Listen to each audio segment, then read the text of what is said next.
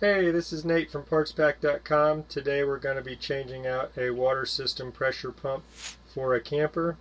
The old pump was a SureFlow model. That was a 40 psi pump, and we did some troubleshooting to find out that the pump was no longer working. We tested that we had voltage to the system, but the pump was not running. We then bypassed the pressure switch on the pump and applied power 12 volts directly to the pump on these red and black wires, and the pump still did not turn. So that is a bad pump. We're going to switch that out with a Jabsco brand. Here's the new pump. Jabsco brand 3.5 gallon per minute pump. And we checked to make sure that all the ratings were pretty similar. The PSI, which I would consider the most important, is the same. Both of these pumps have a 40 PSI pressure rating. The new pump is a 10 amp pump, where the old one was rated at 10.6, so this will pull a little bit less amperage for our circuit, and we get a little bit extra flow. The old pump was right at just under 3 gallons per minute, I believe, and this one's 3.5. So this is a little bit beefier pump. It's rated a little bit better, and that's what we're going to change it out with. Also, this kit comes with several different quick disconnect fittings, so whether you need a barb fitting or a threaded fitting, you will have that in the kit. And then there's these rubber grommets, which are to be placed at the bottom of the pump, just to I guess stop some of the vibration on the pump and make it quieter. Anyways, we'll show you the installation of that. Alright, so what we're going to do here is we're going to disconnect the two fittings from the old pump so we can remove it. These are 1/2 inch fittings. We've already loosened those, and so we have a strainer on the old pump. We're going to try to switch on to the new pump. And then also you have the wiring. The camper wiring is a black and a white. We tested those with a meter to find out which was the positive and negative, just to be on the safe side.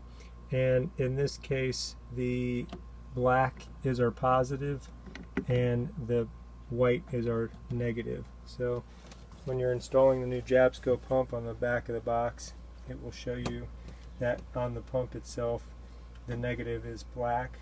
So in our situation, since our camper negative is white, we're going to attach the white camper wire, which is our negative on this camper, to the ground of our pump.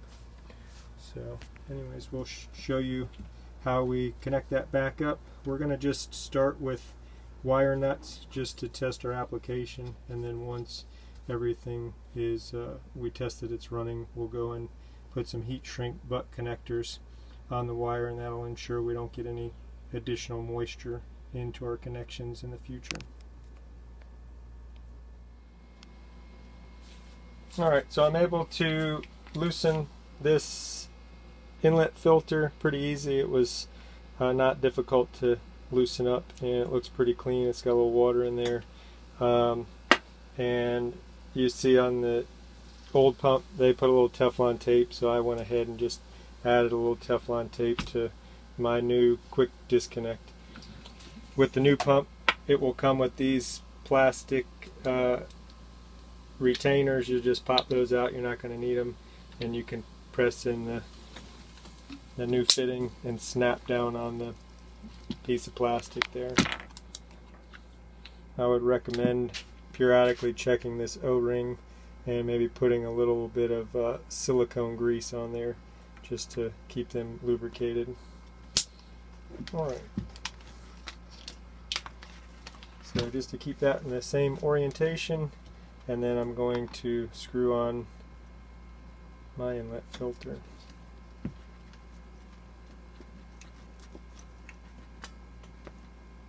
I'll get a wrench to tighten that just a little bit, and that's where we're at. I've got the filter back in place. We ended up back flushing this on a faucet just to clean it out a little bit. The filter itself said not to exceed 3 foot-pounds of pressure tightening, so just be aware that that would crack easy. We just pretty much hand tightened it, but used a wrench to hold on to the quick disconnect fitting, which spins. Also, this pump comes with these rubber grommets. You just slide those into the groove and they stay there. The next step is just going to be to put the pump in place. Make sure you don't pinch these loose wires, and position it so that you can get your fittings, 1/2-inch fittings, back in place, and hand tighten those on without cross threading anything. And again, those quick disconnect fittings will spin, so you're going to have to hold on to those with a wrench.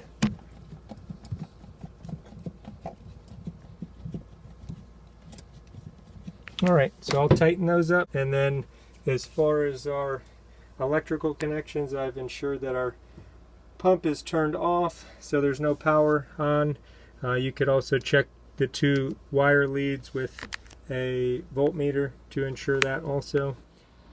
Next, I'm going to just attach the wire so we can test run this.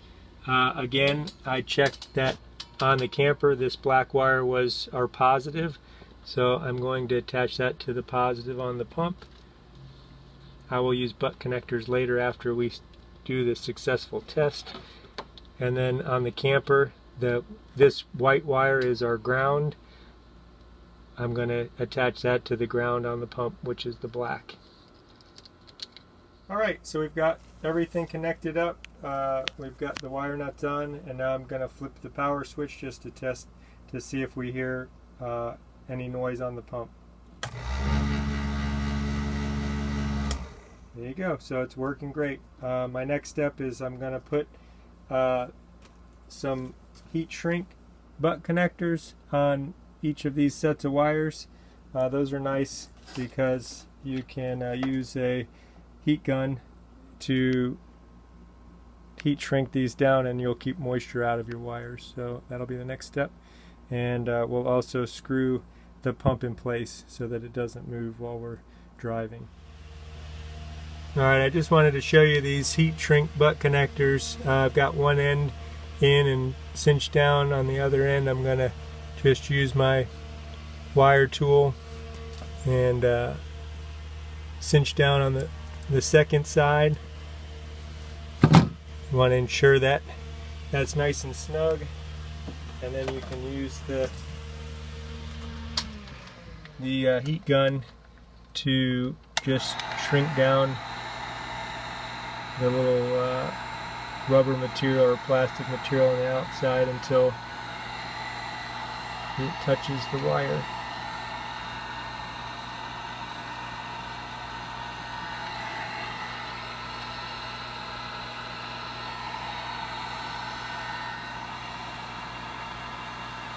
That's going to ensure that we don't get any moisture up in that connection. You can rotate your wire a little bit as you're doing it and rotate the heat gun, and that makes sure that you get every side of that connector shrunken down nice and tight.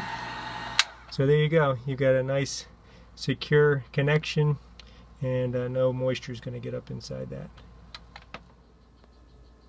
Alright, well, we've got the butt connector sealed. We've got everything tested, and we're excited to have the pump running and nice fresh water coming out of the sink. And you can see as we turn off the sink, the pump turns off. As we turn the water back on, the pump turns on. Everything's working great. Thanks for watching our video about installing a water pump on a camper. And don't forget to shop at PartsPak.com, where there's outdoor fun in every box.